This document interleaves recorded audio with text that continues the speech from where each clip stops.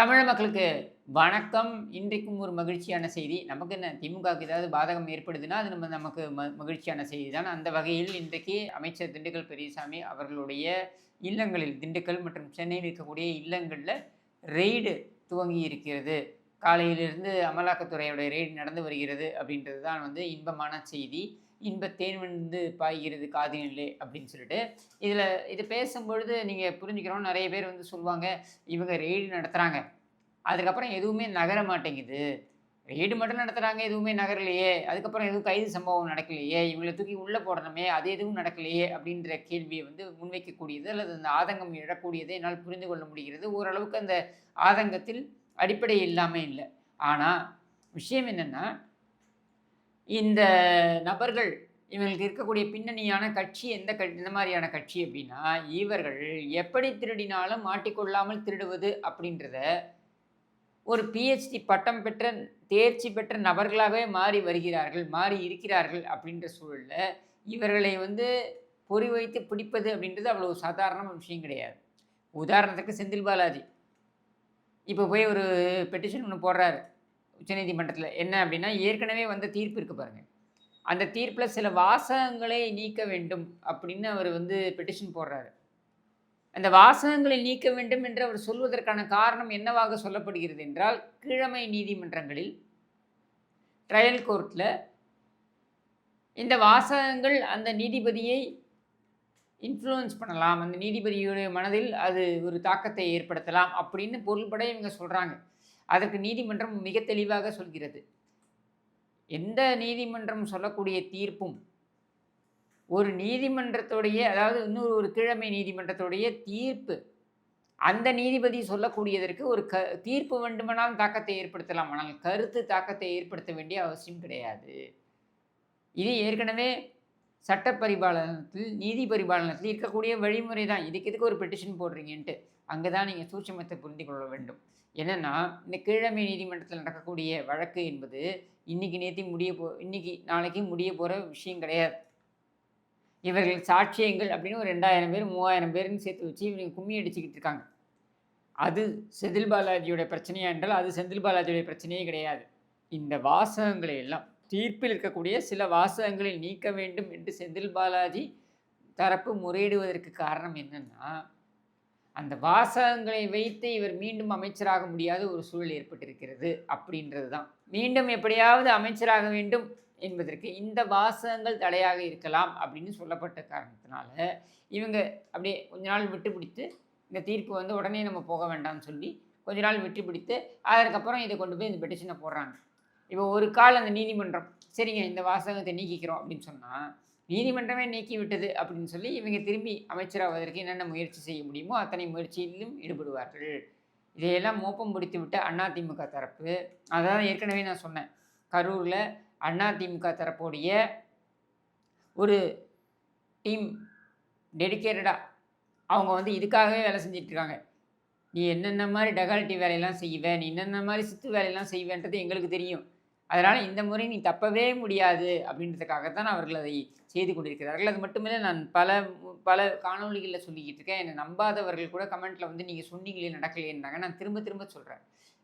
ஸ்டாலின் குடும்பத்திலிருந்து ஒருவர் கைது செய்யப்படுவது என்பது உறுதி. அதே மாதிரி இது செப்டம்பர், அக்டோபர், நவம்பர் இந்த வாக்குல இந்த கைது வைபவங்கள் நடைபெறும் என்பதும் உறுதி. அது மட்டுமல்லாமல் திமுகவில் முக்கிய புள்ளிகள் உள்ளே செல்வது என்பதும் உறுதி. அதை ஒட்டித்தான் இது நடந்து கொண்டிருக்கிறது. இந்த கைது வை இந்த இந்த ரெய்டு வைபவமும் நடந்து கொண்டிருக்கிறது என்ற சூழல்ல, ஒரு ட்விஸ்ட்டும் இதில இருக்கு. இதை யாருமே கவனிக்கல. இத நான் சொல்றேன் உங்களுக்கு. முத்து மறைவு. முத்து செத்து போயி 2 நாட்களிலெல்லாம் பார்த்தீங்கன்னாக்க, துர்கா ஸ்டாலின் அந்த நிகழ்ச்சி ஒண்ணு நடத்தினாங்க. நானும் அவருமா, அவரும் நானுமா ஏதோ ஒரு கண்றாவி. ஒரு புத்தகம். துர்கா ஸ்டாலின் சத்தியமா அந்த புத்தகத்தை எழுதியிருக்க முடியாது. அது இந்துமதியோ, இல்ல வேற ஒரு எழுத்தாளரோ, சிவசங்கரியோ, இந்துமதியோ ஏதோ ஒரு எழுத்தாளர் எழுதி குடுத்துருக்காங்க. கோஸ்ட் ரிட்டன்னு சொல்லுவாங்க. அப்படி எழுதி குடுத்து இந்த புத்தகத்தை இவங்க வெளியிடுறாங்க. துர்கா ஸ்டாலினால கடைசி வரைக்கும் பார்த்தீங்கன்னா, அவருக்கு மீன் குழம்பு பிடிக்கும், அவருக்கு சிக்கன் வறுவல் பிடிக்கும் என்று தான் பேச முடியும். இல்ல தயாளு அம்மாளுக்கு தோசை சுட்டு குடுத்தேன் என்று தான் சொல்ல முடியும். ஆனால், நானும் அவரும் அல்லது அவரும் நானும் என்று புத்தகம் தானே ரிலீஸ் பண்ண முடியும். நான் என்ன செய்ய முடியும் என்பதனை காட்டுகிறேன் என்று கனிமொழி கோதாவில் இறங்கினார். அவங்க என்ன பண்ணுறாங்க, கருணாநிதியோட செத்த நாள் அன்றைக்கு டெல்லியில் சென்று பிரதமரை சந்திக்கிறார். இங்கே கருணாநிதிக்கு மலர் வளையமோ அது மரியாதையோ செலுத்திவிட்டு மதியமே டெல்லிக்கு சென்று டெல்லியில் பிரதமரை சந்திக்கிறார். பிரதமரை சந்தித்து பிரதமரும் நானும் என்று புகைப்படத்தை வெளியிடுகிறார். அந்த பிரதமர் சந்திப்பதற்கான அவசியம் ஏன் ஏற்படுகிறது என்றால், இந்த ரெய்டு வைபவங்கள் நடக்கப் போகிறது அப்படின்றதை சொல்லியிருக்கலாம், தெரிவித்திருக்கலாம். அதே மாதிரி நேற்று பார்த்தீங்கன்னாக்க மாணவ நேசன் அப்படின்னு சொல்லி ஒரு நிகழ்ச்சியில் கலந்து கொள்கிறார். அது என்னென்னா, இவங்களுடைய சன்ஷைன் கல்விக்கூடம் இருக்குது பாருங்கள், பள்ளிக்கூடம் இருக்குது பாருங்கள், யார் செந்தாமரை நடத்தக்கூடிய அந்த பள்ளிக்கூடம், அந்த பள்ளிக்கூடத்தில் நடக்கக்கூடிய அந்த நிகழ்ச்சியில் போய் கலந்துக்கிறாங்க. மாணவ நேசன் அப்படின்னு கலந்துக்கிட்டு அந்த நிகழ்ச்சியில் தமிழை பற்றி உயர்த்தி பேசுகிறார். நேசன் என்பதே தமிழ் சொல் கிடையாது, சமஸ்கிருதம், அது வேறு விஷயம், அது வேற ஒரு டிபேட், அதுக்கு அடுத்தது போகும். ஆனால் சபரீசன் குடும்பம் கனிமொழியை பகைத்து கொள்ள விரும்பவில்லை அப்படின்றது தான் இது காண்பிக்கிறது. இப்போ கனிமொழியுடைய இந்த சந்திப்பு, பிரதமருடனான சந்திப்பு, அது பரஸ்பரம் ஒரு நல்ல உறவு அப்படின்னு பார்க்கப்பட்டாலும் கூட, இல்லை ஒரு எதிர்கட்சி தலைவராக இருக்கக்கூடியவர், எதிர்கட்சி தலைவர் வரிசையில் இருக்கக்கூடியவர், அவர் பிரதமரை சந்திக்கிறார் என்று பார்க்கலாம், அல்லது நாடாளுமன்ற உறுப்பினராக இருக்கக்கூடியவர் பிரதமரை சந்திக்கிறார் என்று கூட பார்க்கலாம். ஆனால் அதற்கு பின்னால் இருக்கக்கூடிய பல விஷயங்கள் அரசியல் சார்ந்து, அதனால்தான் அந்த புகைப்படத்தை வெளியிடுகிறார்கள். அப்போது ஸ்டாலினுக்கு பின்னால் என்ன நடக்கப் போகிறது, ஸ்டாலினுடைய அந்த காலத்திற்கு பின் நம்ம என்ன சொல்லுவோம், ஸ்டாலின் 100 ஆண்டுகள் வாழ வேண்டும், அது ஒன்றும் மாற்று கருத்து கிடையாதுன்னு வச்சுக்கோங்க. ஆனால் ஸ்டாலினுக்கு பின் என்ன நடக்க வேண்டும் என்பதற்கான காய் நகர்த்தல்கள் இப்பொழுதே ஆரம்பித்து விட்டன அப்படின்றது நம்மளால் பார்க்க முடிகிறது. இப்போ இந்த ரெய்டுக்கு வருவோம். இந்த ரெய்டு என்ன நடந்துக்கிட்டு இருக்கு, எங்கே நடந்துகிட்டு இருக்கு? இந்த ரெய்டு ரோஜா இல்லத்திலேயே நடக்கிறது. இந்த ரோஜா இல்லம் என்பது என்ன? அமைச்சருடைய அதிகாரப்பூர்வமான பங்களா. அமைச்சருடைய அதிகாரப்பூர்வமான பங்களாவில் இதுவரைக்கும் இந்த 4 ஆண்டுகளில் எந்த அமைச்சருடைய அதிகாரப்பூர்வமான பங்களாவிலும் ரெய்டு நடக்கவில்லை. ஆனால் இங்கே நடந்திருக்கிறது. ஏன் நடந்திருக்கிறது அப்படின்றது கேள்வி. இந்த கேள்விக்கான விடை யாரிடம் இருக்கிறது என்றால், பெரியசாமியிடம் இருக்கிறதா என்றால் பெரியசாமியிடம் இல்லை. இந்த கேள்விக்கான விடை ரெக்ஸ் என்கிற அந்த தனி நபரிடம் இருக்கிறது. யார் அந்த ரெக்ஸ்? இதை பாருங்க, இந்த ஆட்சியை பொறுத்த வரைக்கும் இப்படி பல புதிய புதிய பெயர்கள் வந்து கொண்டே இருக்கும். யார் அந்த தம்பின்னு கேட்டோம் இல்லையா, அந்த மாதிரி இப்போ புதிய ஒரு ரெக்ஸ். யார் அவன்? இந்த ரெக்ஸ் என்பவன் தான் இந்த அமைச்சகத்தையே நடத்தி கொண்டிருந்தவன். பெரியசாமிக்கு ஒன்று, அந்த திண்டுக்கல் பெரியசாமிக்கு ஒன்றும் பெரிய அதிகாரம் எதுவுமே கிடையாது. ஏதோ மேலாப்பில் அங்கே இங்கே வரக்கூடிய பணத்தை வாங்கி கொண்டு போவார். மற்றபடி முக்கியமான கான்ட்ராக்டுகளை எல்லாம் முடிக்கக்கூடியவன் யாருன்னா ரெக்ஸ். இவன் யாருன்னா, இந்த பொறுக்கி இருக்கான் பாருங்க, திமுக பொறுக்கி, அண்ணா நகர் கார்த்தி, அந்த பொறுக்கியுடைய கையால் தான் இந்த ரெக்ஸ். இந்த ரெக்ஸை வைத்து தான் உதவாநிதி இந்த பெரியசாமியுடைய அந்த அமைச்சகத்தையே நடத்தி கொண்டிருக்கிறான் அப்படின்றது தான் மோப்பம் பிடித்து விட்டது மத்திய இந்த அமலாக்கத்துறை அப்படின்றது நம்மால் புரிந்து கொள்ள முடிகிறது. இப்போ இந்த ரெக்ஸை பற்றி யாருக்காவது தெரியுமா? இங்கே இருக்கவங்களுக்கு யாருக்காவது தெரியுமான்னு தெரியாது. ஆனால் கட்சிக்காரங்கள்ட்ட கேட்டிங்கன்னா அவன் ரெக்ஸ் ரெக்ஸ் ரெக்ஸ் எக்ஸ்ட்ரா போனால் நம்ம வேலை நடத்தணுமா, அவ்வளோ வெக்கங்கட்ட ஜென்மங்கள். 10 ஆண்டுகள் இவன் உழைச்சிருக்கான், 10 ஆண்டுகள் இவன் அடி வாங்கியிருக்கான். இந்த ஆட்சி வர வேண்டும் என்று இன்னும் சொல்ல வேண்டும் என்றால் போகிறான், 5 கிலோமீட்டர் நடக்கிறான். எங்கே? இந்த கருணாநிதி சமாதிக்கு போய் தயிர்வடை படையில் வைக்கிறதுக்கு இந்த குடும்பம் போகுது, இது கூடவே போகிறான், கத்தினே போகிறான், வாழ்க வாழ்க வாழ்கவேன்னு. இந்த ரெக்ஸ் வந்திருப்பானா அந்த பக்கம்? அந்த வெயிலில் நடந்திருப்பானா? 5 நிமிஷம் நடந்திருப்பானா? இவன் 5 கிலோமீட்டர் நடக்கிறான்.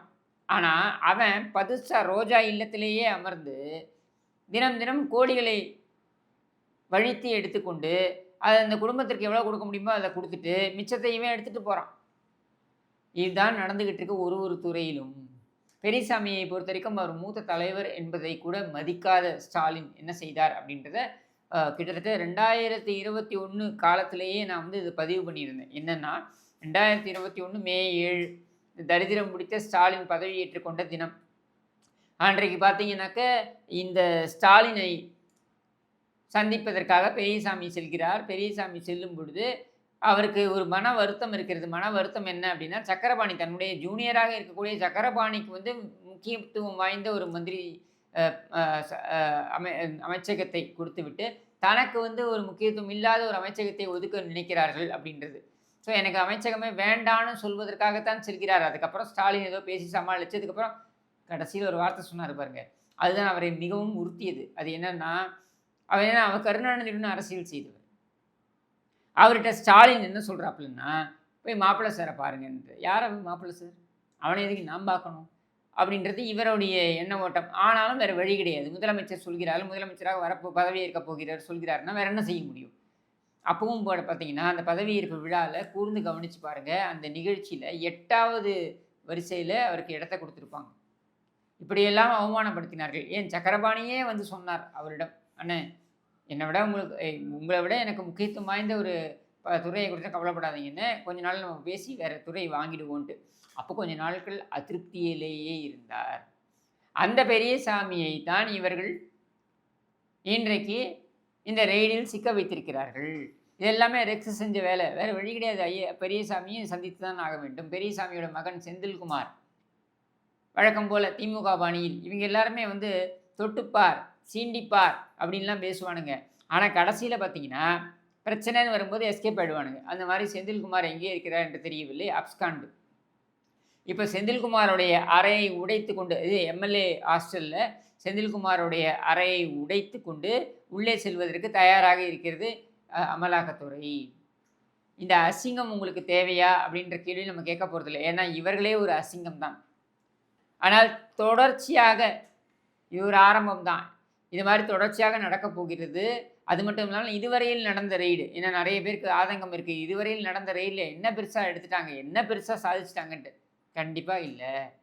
அதை மையமாக வைத்துத்தான் தொடர் நடவடிக்கைகள் நடக்கப் போகிறது. அக்டோபர், நவம்பர்ல எழுதி வைத்துக் கொள்ளுங்கள். ஸ்டாலின் குடும்பத்திலிருந்து ஒருவன் கைது செய்யப்படுவது உறுதி. அதேபோல தலைகளாக இருக்கக்கூடிய 2, 3 தலைகள், முக்கியமாக வட தமிழ்நாட்டில் இருக்கக்கூடிய ஒரு தலை, அதேபோல மதுரையைச் சேர்ந்த ஒரு தலை என்று உருளப் போவதும் உறுதி. உருளப் போவதுன்னா, சிறைக்கு செல்லப் போவதும் உறுதி அப்படின்றது நம்பகத்தகுந்த வட்டாரங்களில் நமக்கு வரக்கூடிய செய்திகள், தகவல்கள் என்று கூறி விடைபெறுகிறேன். நன்றி, வணக்கம்.